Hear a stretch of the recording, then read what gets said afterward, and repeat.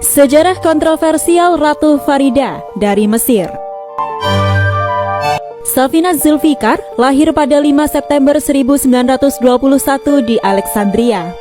Ayahnya, Yosef Zulfikar Pasha, adalah seorang hakim asal Turki, sementara ibunya Zainab Said merupakan Lady in Waiting atau Dayang Ratu Nazli Sabri. Dari pihak ibu, paman Safinaz merupakan artis dan pengacara Mahmud Said, sementara kakeknya adalah mantan Perdana Menteri Mesir Muhammad Said Pasha. Safinaz menempuh pendidikan dasar di Congregation of Our Lady of Zion di Alexandria, sebuah sekolah yang dijalankan oleh biarawati Prancis. Safinaz yang berusia 15 tahun bertemu Raja Farouk pertama kali dalam perjalanan ke London pada tahun 1937. Masa itu, orang-orang Mesir sangat terpesona dengan raja baru mereka dan rakyat segera memanggil Farouk dengan Raja Sungai Nil dan Raja Tercinta. Tinggi Farouk muda mencapai 6 kaki, bahu tegap, tampan, dan banyak yang menganggapnya sebagai model pria muda muslim yang tampan. Tidak mengherankan, ayahnya yang merasa keluarganya memiliki bentuk tubuh cenderung kegemukan, berusaha menjaga pola makan sehat Farouk, serta memberinya pola diet ketat. Farouk muda yang tampan juga berhasil merebut perhatian Safinaz. Raja Farouk I tumbuh menjadi remaja manja dan glamor. Sementara banyak warga Mesir kelaparan, Farouk dilaporkan makan 600 tiram seminggu. Tidak puas dengan hal ini, ia juga membeli mobil berwarna permen merah, kemudian menuntut agar tidak ada orang lain yang mengecat mobilnya dengan warna yang sama. Raja Farouk I membawa penjaga bersenjata dari 30 orang Albania guna berjaga di sekelilingnya setiap saat, mengatakan ia hanya mempercayai warga negara Albania di hidupnya. Gaya hidup Farouk yang mewah membuat ibunya janda Ratu Nazli Sabri dengan cerdik mengusulkan pernikahan Farouk dengan rakyat biasa atau golongan menengah ke atas untuk menghilangkan popularitas Raja Boros di masyarakat. Ibu Suri menginginkan calon menantu yang cantik, polos, luas, naif, dan baik hati, di mana semua kriteria ini ia dapatkan di Safinaz. Ketika Farouk mulai merayu calon pengantinnya, gadis tersebut tampak glamor. Pangeran tampannya tiba di pesta ulang tahunnya yang ke-16 dengan Alfa Romeo, sebelum berlutut di depan semua tamunya untuk menyatakan cinta. Farouk bahkan memberi Safinaz nama baru, Farida, karena ia percaya nama berinisial F akan membawa keberuntungan. Awalnya ayah Safinaz marah besar, serta memprotes rencana pernikahan mereka karena usia putrinya yang baru 17 tahun. Tetapi, keluarga Farouk dengan cerdik memberi ayah Safinaz gelar Pangeran Pasha untuk membungkamnya. 24 Agustus 1937, Mesir bersukacita ketika Raja Farouk mengumumkan pertunangannya dengan Safinaz Zulfikar, seorang perempuan sederhana, serta putri seorang hakim yang rendah hati. Mereka adalah pasangan muda, di mana usia Farouk hanya berselisih 1 tahun dengan istrinya ketika ia menikah, yaitu 18 tahun. 20 Januari 1938, Raja Farouk menikahi Ratu Farida di Istana Quba di Kairo dalam upacara kerajaan yang mewah. 2 hari setelah pernikahan, Raja memperkenalkan Ratu baru kepada publik dengan tampil bersamanya di balkon kerajaan, di mana kebiasaan ini adalah hal yang sebelumnya tidak diperbolehkan. Safinaz Zulfikar resmi berganti nama menjadi Farida sebagai nama aslinya, sesuai dengan konvensi penamaan kerajaan yang diprakarsai oleh Raja Fuad I, bahwa anggota keluarga kerajaan harus memiliki inisial yang sama. Ratu Farida terlahir dalam budaya di mana menjadi ibu adalah satu-satunya prioritas seorang wanita, serta melahirkan pewaris tahta menjadi sangat penting. Namun, karena meningkatnya pengaruh barat, peran ibu negara dan ratu naik ke tingkat yang lebih tinggi. Paham emansipasi wanita telah menyebar di kalangan elit Mesir serta keluarga kerajaan karena dianggap sebagai tanda modernitas, serta cocok untuk digunakan dalam representasi keluarga kerajaan di dunia barat. Berbeda dengan pendahulunya, Ratu Farida tidak hidup dalam pengasingan, tetapi diberi peran publik. Sisa wanita di harem kerajaan dibebaskan dari pengasingan setelah suksesi Raja Farouk. Pernikahan Raja Farouk dan Ratu Farida sendiri digunakan sebagai simbol citra modern Mesir yang ingin diberikan oleh monarki di setiap publisitas resmi.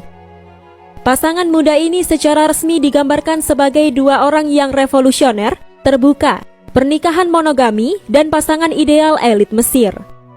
Posisi ibu negara dan ratu menjadi posisi kehormatan yang terkait dengan tugas representasi publik, seperti menghadiri amal, penggalangan dana, peringatan, serta menerima pejabat asing. Ratu Farida menerima Ketua Masyarakat Bulan Sabit Merah dan juga Presiden Kehormatan Persatuan Feminis Mesir dan Aliansi Wanita Baru. Ratu Farida juga pelindung perusahaan pemandu gadis Mesir yang memiliki peran penting di masyarakat. Kemewahan pesta pernikahan serta peran penting Farida sebagai ratu hanyalah sarana untuk mencapai tujuan guna menghasilkan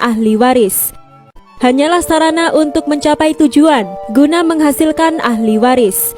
Dan disinilah masalah dimulai. Ratu Farida segera hamil.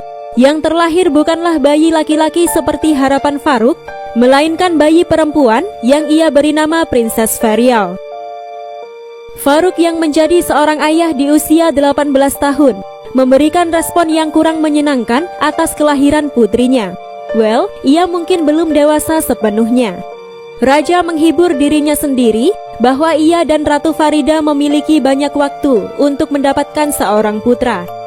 Tetapi ia juga tahu bahwa sepupunya Pangeran Muhammad Ali masih berada di belakangnya untuk menjadi pewaris tahta. Untuk Ratu remaja Farida, masalah belum berhenti sampai di sana. Ia mungkin menjadi perempuan paling beruntung yang telah dipilih Ibu Suri Nazli Sabri dari kerumunan calon pengantin Raja Farouk. Tetapi, Ibu Suri segera menghadapi kenyataan jika Farida bukanlah menantu yang bisa ia kendalikan dengan mudah. Kedua ratu itu saling membenci satu sama lain, dan bahkan surat kabar selalu menjadikan perseteruan mereka sebagai skandal publik yang memalukan. 7 April 1940, Ratu Farida kembali melahirkan bayi perempuan lagi yang ia beri nama Princess Fauzia Farouk. Kali ini, Raja Farouk tidak hanya marah pada ratunya, tetapi juga dirinya sendiri. Banyak orang Mesir percaya bahwa jika seorang pria tidak bisa menghasilkan anak laki-laki, berarti ia bukanlah seorang pejantan, dan Raja Farouk akan membuktikannya. Raja Farouk berkonsultasi dengan dokter tentang kesuburannya, dan ia bahkan mulai makan makanan tertentu untuk meningkatkan kejantanannya. Raja Farouk kehilangan pola diet ketatnya dan menjadi sangat terobsesi dengan makanan pria penambah stamina, di mana ia mengembangkan bulimia atau makan secara berlebihan tetapi memuntahkan kembali makanannya. Raja Farouk gemar mengadakan pesta makan dan menghabiskan seluruh hidangan sendiri sesudahnya. Disinilah berat badan raja menjadi semakin tidak terkontrol. Dengan suaminya yang lepas kendali dan terobsesi mendapatkan bayi laki-laki, Ratu Farida mungkin telah berselingkuh dengan aristokrat Mesir Wahid Yusri yang membuat Farouk marah sekaligus malu. Tidak lama kemudian, Farouk juga menemukan fakta bahwa ibunya yang janda berselingkuh dengan guru lamanya, Pangeran Ahmad Hassanin. Setelah menemukan ibunya dan Pangeran Ahmad Hassanin yang saling membaca Al-Quran di kamar tidur, Raja menodongkan pistol ke Hassanin lalu mengancam ibu dan selingkuhannya. Raja Farouk berkata, "Kalian mempermalukan kenangan ayahku, dan jika aku mengakhirinya dengan membunuh salah satu dari kalian, maka Tuhan akan memaafkan aku." Untungnya, Farouk berhasil mengendalikan dirinya. Selama periode pernikahannya yang memburuk, Ratu Farida semakin pensiun dari kehidupan publik. Raja Farouk dilaporkan mulai memiliki banyak selir, tidak peduli pada Farida, mengucilkannya dari resepsi, dan pada suatu acara, ia malah menghadiri pesta Princess Fakiar Ibrahim dengan salah seorang selirnya. Farouk secara berani menaruh selirnya di samping Perdana Menteri Nurukasi Pasha yang membuatnya tersinggung. Untuk sejarah lengkap daftar selir-selir fenomenal Raja Farouk I, bisa kalian dapatkan di video saya sebelumnya. Raja Farouk dan Ratu Farida telah hidup dalam kesengsaraan sejak kelahiran putri kedua mereka, dan Farouk segera membuat penemuan yang suram. ia mengetahui dengan pasti bahwa istrinya berselingkuh dengan pelukis Inggris Simon. Raja menjadi sangat marah dan Simon bahkan harus melarikan diri dari Mesir. Tepat setelah mengungkap perselingkuhan istrinya, Farouk mendapat kabar baik dan buruk sekaligus. Ratu Farida hamil di waktu yang sangat mencurigakan bagi Farouk dan orang lain. Bahkan, musuhnya Miles Lamson dengan sinis mengucapkan selamat kepada Farouk dan ia berharap anak itu adalah laki-laki dan anak itu sebenarnya miliknya, bukannya anak Simon atau Wahid Yusri. Tanggal 15 Desember 1943, Ratu Farida melahirkan seorang putri lagi, Princess Fadia.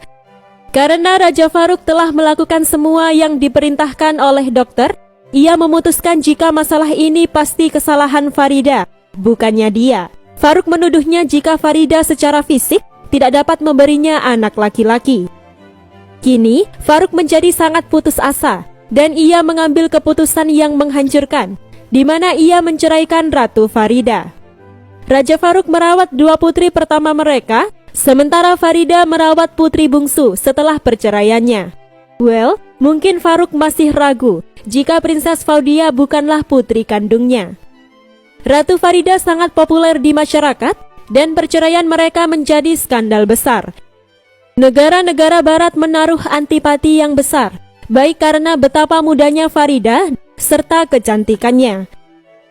Raja Farouk bahkan mendengar orang-orang mencibirnya di depan umum seperti bioskop Kairo karena masalah ini. Daria Syafiq memandang perceraian kerajaan serta pilihan Farida untuk meninggalkan pernikahan yang tidak bahagia merupakan panggilan kepada wanita Mesir untuk memperjuangkan hak mereka serta membebaskan diri mereka sendiri.